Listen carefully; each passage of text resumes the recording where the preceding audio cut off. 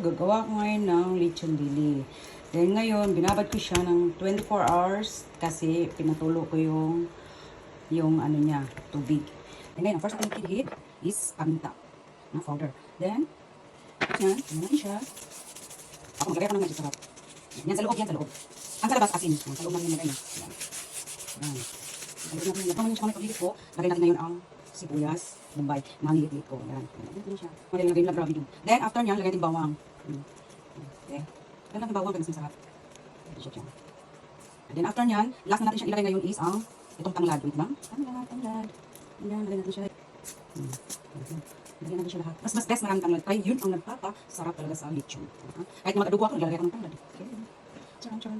Yan is lilikitin natin. After ng likit, maglalagay ako sa labas ng asin naman. Ayun. Yun lang is enough.